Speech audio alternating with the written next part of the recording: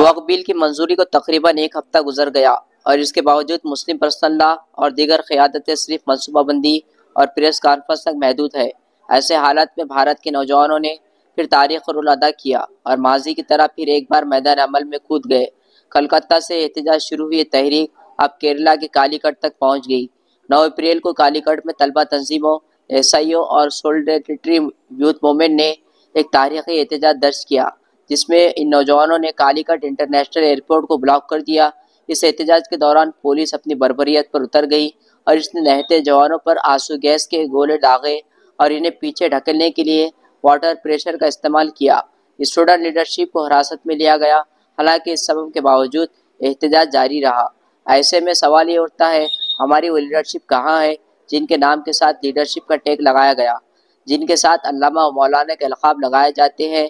तहरीक शाहीन बाग के टाइम पर भी हमने देखा कि जामिया मिल्लिया इस्लामिया और अलीगढ़ मुस्लिम यूनिवर्सिटी के तलबा ने इस तारीख़ी एहतजाज की क़यादत की और इसी वजह से वो आज तक जेल में है। मगर किसी सोल कॉल्ड कायद की ये हिम्मत ना हुई कि 5 साल से कैद हक़ीक़ कायद यानी मुक़ीद तलबा के हक़ में कोई बयान ही दे या उनसे जेल में मुलाकात ही कर ले। क्या अवामी चंदे से बनाए गए इदारे और तनख्वाहदार क़यादत सिर्फ इसलिए है जुमा और ईदैन को इनकी झोलियों में नोटों के पिंडाल डाले जाए और उम्मत पर जब हालात आए तो ये एयर कंडीशन रूम में बैठकर बस प्रेस कॉन्फ्रेंस करे।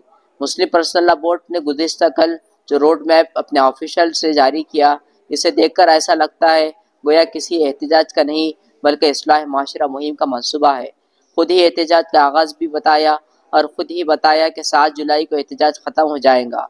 आखिर ये कैसा एहतजाज है जिसके खात्मे का ऐलान आगाज़ से पहले ही कर दिया गया है और जिसमें एहतजाज के नाम पर बस जलसों की भरमार और प्रेस कॉन्फ्रेंस की नशिस्तें लगी गई है। आखिर में हम सलाम पेश करते हैं भारत के जवानों को जो हर वक्त हर मामले में अपनी जवानी दांव पर लगाकर मैदान अमल में कूद पड़ते हैं। तलबा तंजीम, एसआईओ और सोलिडेरिटी यूथ मूवमेंट का ये कारनामा लायक तकलीफ है।